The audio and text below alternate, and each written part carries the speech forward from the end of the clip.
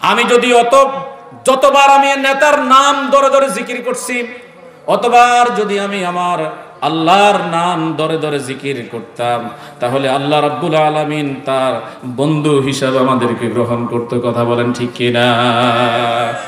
আল্লাহকে বাদ দিয়া কারো জিকির চলবে না। রাজি আছেন? আরো জন রাজি আছেন?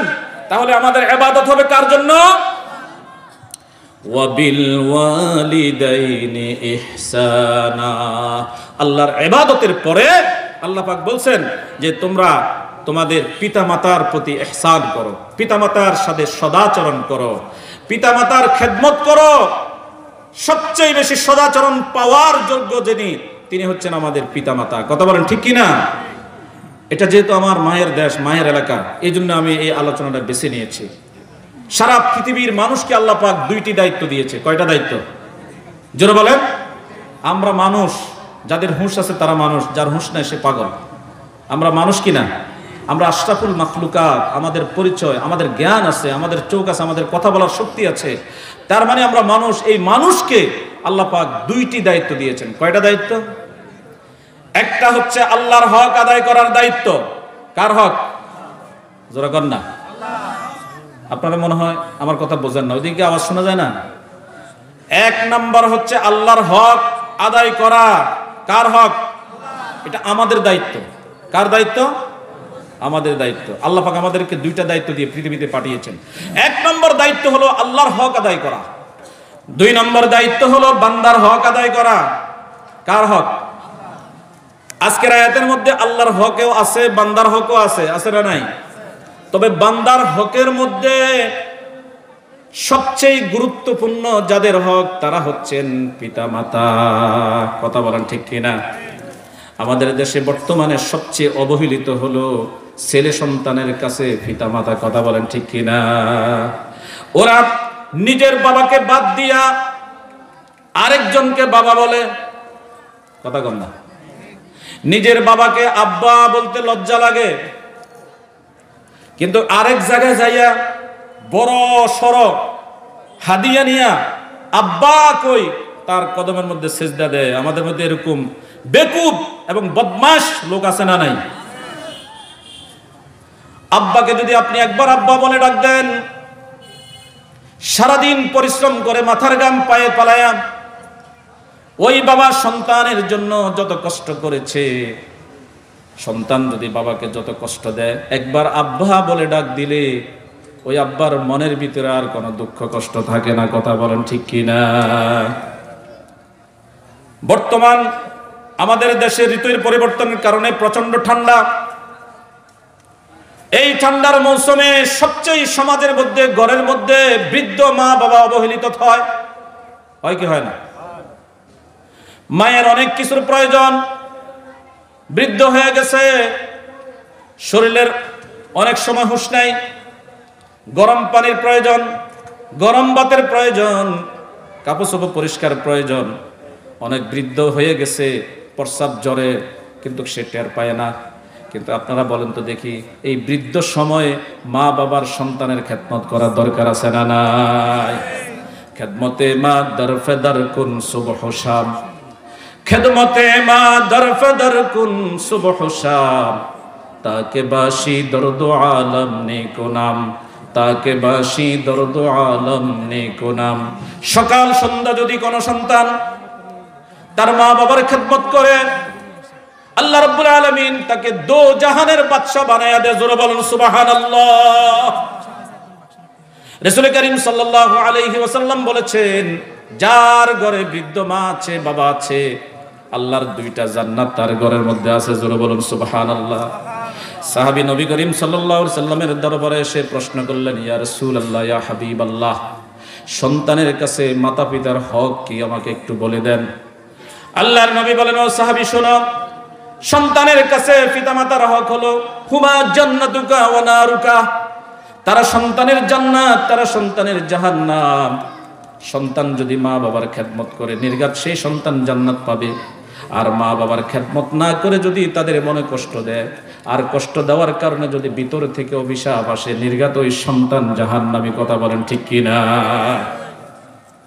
আমার ভাইয়েরা, বিশ্বনবী সাল্লাল্লাহু আলাইহি ওয়াসাল্লামের একজন সাহাবী, প্রখ্যাত সাহাবী, যিনি নবীজির কাছে ছিলেন, নবীজির সাথে নামাজ পড়েছেন, নবীজির সাথে খাওয়া দাওয়া করেছেন, নবীজি যেখানে যায় তিনি সেখানে গেছেন, নবীজির সাথে সাথে চলছেন, নবীজির সফর সঙ্গী ছিলেন।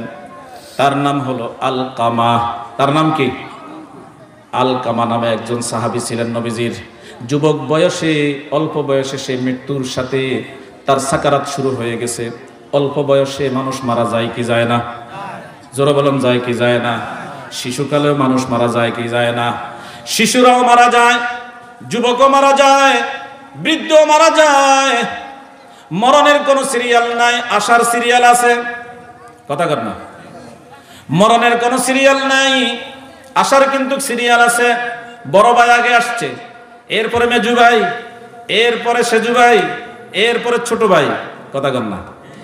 কিন্তু যখন আল্লাহ নিয়ে যায়, ছেলের আগেও বাবাকে নিয়ে যায় কি যায় না? বাবার সন্তান, বাবা নিয়ত করেছে আমার সন্তান মাদ্রাসায় পড়বে, আমার জানাজা দিবে, আমার খাটিয়াকে কাঁধে করে কবরস্থানে নিবে। কিন্তু আফসোসের বিষয় হলো তার ছেলে যুবক বয়সে আল্লাহ পাক তাকে নিয়ে গেছে, ওই বাবা সন্তানটাকে কাঁধে নিয়ে কবরস্থানে যাচ্ছে। এরকম সমাজ আছে না নাই? আরো জোরবান হয় কি হয় না? যুবক বয়সে আলকামা ইন্তেকাল করতেছেন, একজন সাহাবী। সাহাবীর মর্যাদা কেমন এটা আপনারা জানেন।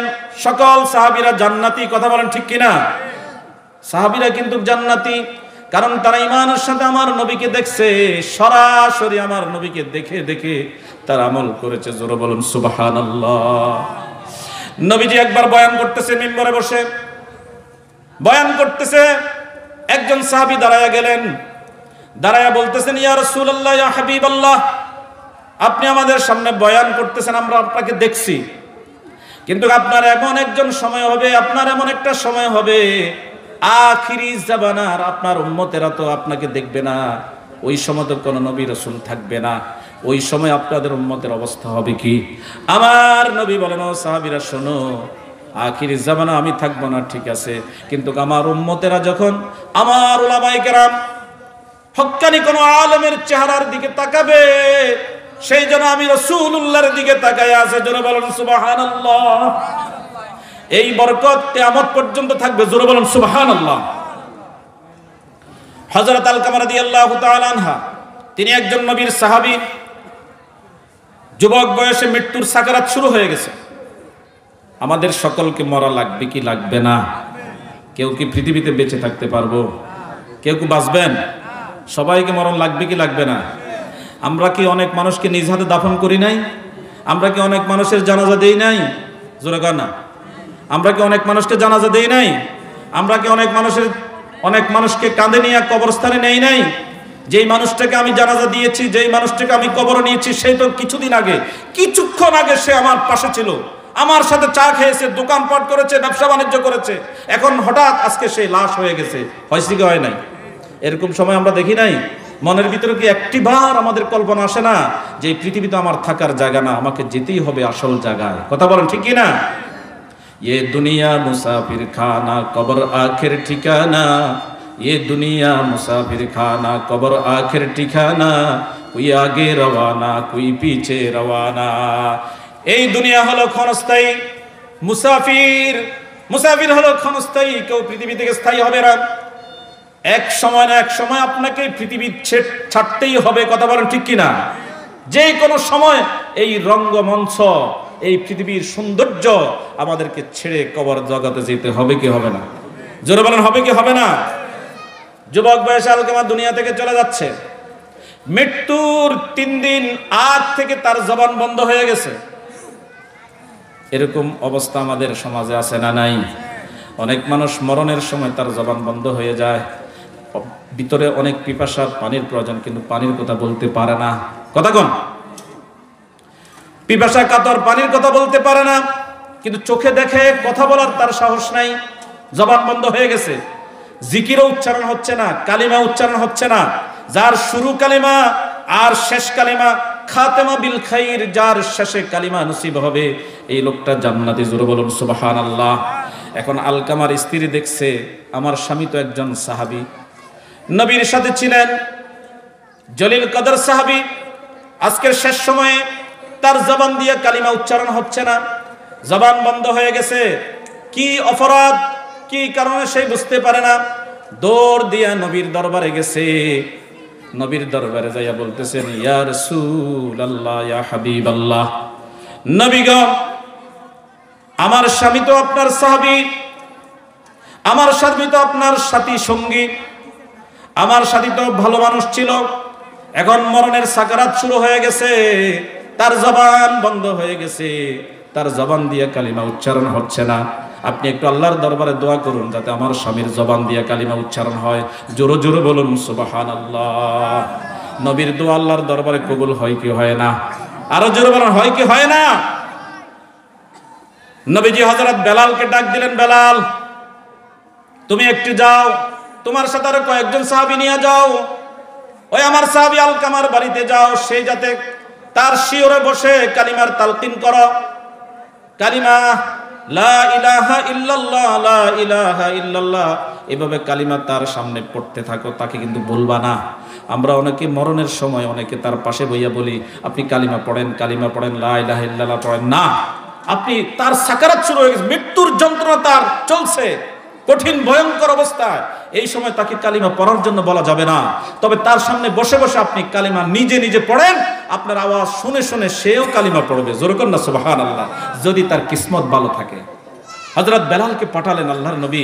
বেলাল রাদিয়াল্লাহু তাআলা আনহু যায়া সেখানে কালিমার তালকিন দিচ্ছে, কিন্তু তার জবান বন্ধ, জবান দিয়ে উচ্চারণ হয় না। হযরত বেলাল রাদিয়াল্লাহু তাআলা নবীর দরবারে গেলেন, ইয়া রাসূলুল্লাহ, ইয়া হাবিবাল্লাহ, আমি তো কালিমা পড়াইতেছি কিন্তু তার তো কালিমা উচ্চারণ হচ্ছে না। এবার নবীজি নিজে আসলেন, স্ত্রীকে ডাক দিলেন, এই স্ত্রী এদিকে আসো, আচ্ছা তোমার স্বামী কেমন লোক ছিল? সুবহানাল্লাহ বলেন না। আমরা কিন্তু মানুষ মরে গেলে লাশকে সামনে রেখে বলি এই লোকটা কেমন ছিল, কথা বলেন ঠিক কিনা? আসলে সিস্টেম কিন্তু এরকম নয়। সিস্টেম হলো জীবিত অবস্থায় আপনার সাক্ষী নিতে হবে, জীবিত অবস্থায় আপনি নিজেকে নিজে পরিচয় দিতে হবে, আপনি ভালো না খারাপ। সারা জীবন আপনি বেনামাজি ছিলেন, মদদু ছিলেন, জুয়াই ছিলেন, ঘুষখোর ছিলেন, তাসখোর ছিলেন, মানুষের কষ্ট দিতেন, মিথ্যার উপর আপনি চলেছেন, সমাজের মানুষগুলিকে কষ্ট দিয়েছেন। মৃত্যুর পরে যদি আমি বলি এই লোকটা কেমন ছিল, আপনারা তো ইচ্ছা অনিচ্ছা বলবেন এই লোকটা ভালো ছিল, ভালো ছিল। সারা দুনিয়ার মানুষ যদি সাক্ষী দেয় আর সেই যদি বেঈমান হয়ে মারা যায়, এই সাক্ষী আল্লাহর দরবারে মঞ্জুর হবে না, কথা বলেন ঠিক কিনা? নবীজি বলেছেন, ইজা মাতাল ইনসান ইনকাতা আনহু আমালুহু, মানুষ যখন মরে যায় তার আমলের দরজা বন্ধ হয়ে যায়, কথা কন না? মানুষ যখন মরে যায় তার নেক আমল লেখা হয় না, বদ আমল লেখা হয় না, তার আমল বন্ধ হয়ে গেছে। কিন্তু ইল্লা মিন সালাসা, তিনটি আমল জারি থাকবে। এক নম্বর হলো ইল্লা মিন সাদাকাতিন জারিয়া, এক নম্বর হলো সদকায়ে জারিয়া, দুই নম্বর হলো আওয়ালাদিন সালিহিন ইয়াদউ লাহ, নেককার সন্তান যদি থাকে, ওই নেককার সন্তান যদি মা বাবার জন্য দোয়া করে, ওই দোয়া তার কবরে পৌঁছবে। জোরে বলুন সুবহানাল্লাহ। বিশ্বনবী সাল্লাল্লাহু আলাইহি ওয়াসাল্লাম তার স্ত্রীকে বললেন, আলকামা কেমন মানুষ ছিল, তার জবান দিয়ে কালিমা উচ্চারণ হচ্ছে না কেন? তার স্ত্রী বলল, আমার স্বামী অনেক ভালো মানুষ, 5 ওয়াক্ত নামাজ কালমা পড়ে, তার দাড়ি আছে, টুপি আছে, মাথায় পাগড়ি আছে, মসজিদের 5 কাতারের মুসল্লি, ঠিক মতে আপনার মানুষকে দান সদকা করে, ভালো মানুষ। এরপরে তার জবান দিয়ে কালিমা উচ্চারণ হয় না কেন? নবীজি আশ্চর্য হয়ে গেলেন। এরপরে বেলালকে বললেন, ও বেলাল, তার মা বাবা কেউ পৃথিবীতে জীবিত আছে নাকি? স্ত্রী বলল, ইয়া রাসূলুল্লাহ, ইয়া হাবিবাল্লাহ, তার বাবা অনেক আগে মারা গেছে, কিন্তু মা জীবিত আছে, তবে মা তার কাছে থাকে না। কারণটা কি? কারণ হলো সন্তানের সাথে কিছুদিন আগে ঝগড়া লাগছে, বোর কারণে, বোর সাথে তার সাথে ঝগড়া লাগছে। সন্তান বোর পক্ষ নিয়ে মাকে ঘর থেকে বের করে দিয়েছে। আমাদের সমাজে বোর সাথে ঝগড়া জাটি লাগলে মা, সন্তান বোর পক্ষ নিয়ে মাকে ঘর থেকে দৌড়াইয়া দেয়। এমন অসভ্য বেয়াদব সন্তান আমাদের সমাজে আছে না নাই? জোরে বলেন, আছে না নাই? যেই বাবা তোমাকে বিদেশ পাঠিয়েছেন, মানুষের কাছে ধার করে টাকা নিয়া, সুদের উপরে টাকা লইয়া, সন্তানের জন্য বড় মুখ করে টাকা ধার করে আপনাকে বিদেশ পাঠাইছে, বাহ, আপনি বিদেশ যাইয়া বোর সাথে রাত 12টার পরে রাত বরাত আপনি কথা বলেন, কিন্তু বৃদ্ধ মা, অসুস্থ মা ঘরের ভিতরে কাতরাচ্ছে, 1 মিনিট মায়ের খবর নেওয়ার মতন আপনার সময় হয় না। এরকম অসভ্য সন্তান আমাদের সমাজে আছে না নাই?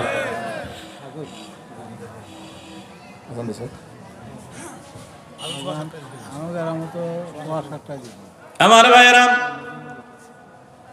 নবীজি বললেন আলকামার মা কোথায়? বেলাল আলকামার মাকে ডেকে আনো। তার মাকে ডেকে আনছেন, বুড়ি লাঠি বর দিয়ে দিয়ে নবীর দরবারে আসছে। নবীর দরবারে আসার পরে আল্লাহর নবী আলকামার মাকে জিজ্ঞেস করেন, তোমার সন্তান কেমন? আলকামার মা বললেন, আমার সন্তান অনেক ভালো, তবে আমি তার কাছে থাকি না। তো কেন? তো আমি এই জন্যই থাকি না যে তার স্ত্রীর পক্ষ নিয়ে আমি মাকে প্রহার করেছি। মায়ের চোখের পানি যদি কোন সন্তান জমিনের মধ্যে পালাও, মনে রাখবা মরণের সময় তোমার কালিমা নসিব হবে না। কথা বলেন ঠিক কিনা? আর মাকে যদি খুশি করো, মা বাবাকে যদি খুশি করে তুমি চলতে পারো, আমার নবী বলেছেন তোমার হাসতে হাসতে কালিমা নসিব হয়ে হয়ে তুমি আল্লাহর জান্নাতে চলে যাইবা। বলুন সুবহানাল্লাহ।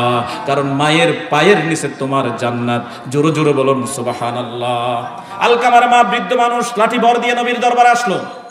যখন বলল আমার সন্তান ভালো, কিন্তু আমি তার কাছে থাকি না। নবী বললেন, কেন থাকো না? তার বোর পক্ষ নিয়ে সে আমার উপর অত্যাচার করেছে, এই জন্য আমি তার উপর অসন্তুষ্ট। আল্লাহর নবী বলেন, তুমি তার উপর সন্তুষ্ট হয়ে যাও, না হয় তার কালিমা নসিব হচ্ছে না। নবীজির কথাও আলকামার মা বললেন না। পিঠটা খুলে, জামাটা খুলে নবীজিকে দেখালেন, কিছুদিন আগে আমার সন্তান আমাকে প্রহার করেছে, এখনো পর্যন্ত আমার পিঠের মধ্যে দাগ আছে। ইন্না লিল্লাহ। নবীজি বললেন